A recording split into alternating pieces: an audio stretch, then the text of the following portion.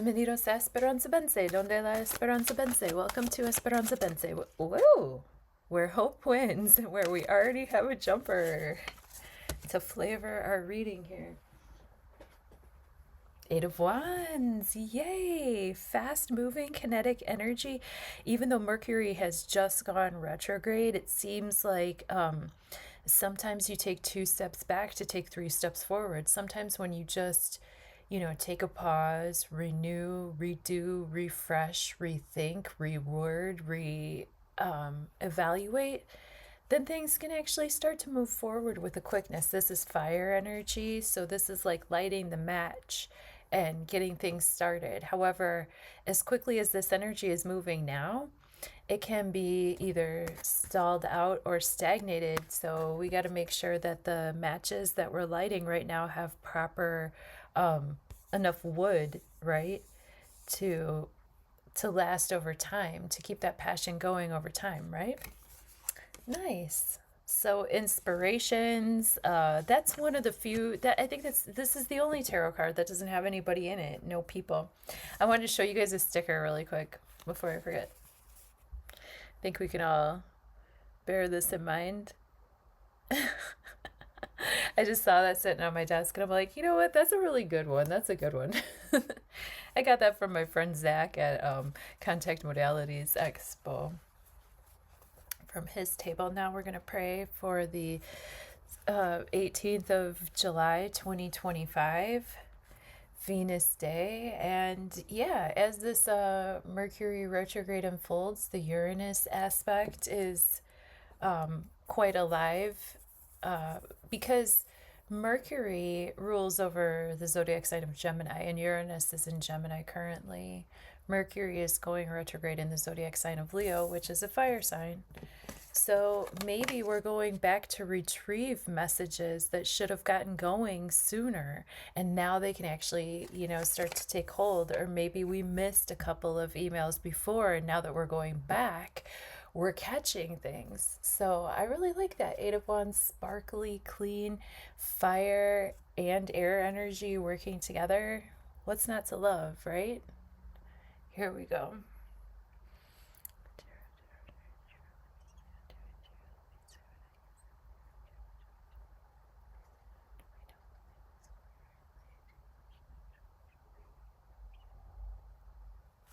All right.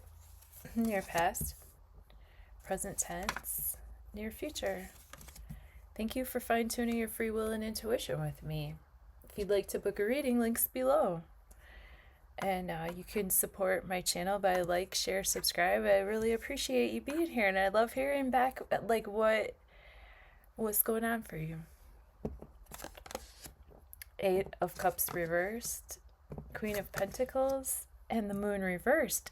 Interesting. Talk about taking some internal energy and reviewing, right? Because everybody that's been watching this channel for a while already knows that inverted cards, internal energy, retrograde motion, that's a planet that's internalized for me.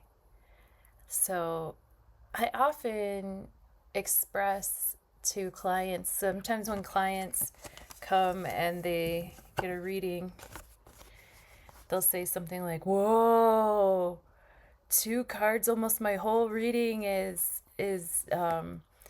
inverse cards, or they're all reversed, or they're reversed. Like, I don't know why, but it's interesting. I was just watching a video by the Cosmic Space Witch, and she was talking about how maligned retrograde planets are and how people freak out, like, whoa, these planets are retrograde. It's kind of like in the tarot readings, when people see the cards reversed, people see retrograde planets, they freak out. People see reversed cards, they freak out. What she was expressing in her astrological video, and what I would also like to reiterate here, is that when I read tarot, first of all, these are invitations You can RSVP yes or no, or you don't have to show up to the party at all. It's no big deal.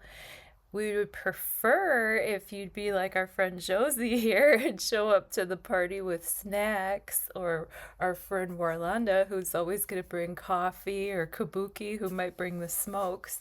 Um, you know, Dead Wolf, he's going to be bringing the target games, right? So everybody has something to bring to the party, including reversals and including retrograde planetary energy. What that brings to the party of life is an opportunity to take things internal. So with this Eight of Cups reversed, we have a situation in our lives that might be hard to walk away from. We might not. Here with the Eight of Cups, it's easy to walk away from mistreatment. It's easy to decide, like, okay, I don't like the way I'm feeling right now. I'm not quite sure where I'm going with this, or I'm not sure where my new path is, but I know that I don't like the way that I feel, the way the things are going. You know, this is not good for me. This is not healthy for me. And I can walk away from what's not healthy for me just as easily as I can walk towards what is healthy for me. But in the Eight of Cups, it's like I'm not exactly sure what is healthy for me. I decide what's healthy for me by leaving behind what's not. I'm going to follow the light of the moon. The moon, which is my dream time, my intuition, my cycles, my internal clock, my circadian rhythms. I'm going to follow that to find my path into the future. And with the Eight of Cups reversed, we might be internalizing this energy. We might be internally actually just letting some certain things go, letting some certain emotional situations go. I had a situation in my life today, actually, where I'm not gonna lie, I felt left out. This is in my personal life, you know what I mean? And it upset me. I expressed my upset to somebody who's super close to me. I got it out of my system. I said, I love you to the person that I was talking to. We had about a 5-minute conversation. And then, I went and put gas in my car, and I treated myself to some comfort food when I came back home. But I didn't, I made an internal decision. Just that, like, okay, this is the data and this is how I feel. I might not be sure what I'm going to do with that in the future, but I sure as heck know that I'm going to reinvest in myself emotionally, and I'm going to keep investing and reinvesting in relationships that are reciprocal. And by comfort food, I mean, like, I made myself a smoothie. You know what I mean? And I was going to go to the drive-thru and get cheese fries, but I instead decided because when I was coming back home from getting gas, I was having my upset conversation, and then I'm on my way to get gas. I get the gas, I'm coming back home, and I'm thinking, gosh, because I don't know about you guys, but sometimes, like, I have issues with emotional dysregulation, just like any human being. And sometimes when I feel, like, upset or bad, like, I just want to reach for something comforting. Like, I wanted cheese fries and a twist ice cream cone is what I wanted. And I was going to go to the drive-thru and get it. But then as I was driving back, I saw above my home in the sky a light, like the light that was coming, like there was clouds everywhere in the whole sky, gray, except for right above my house there was a heart, like a heart-shaped, like, cloud with the light shining through right to my house. And I thought, you know what, how about this? How about someone doesn't show care for me? How about I show care for myself then?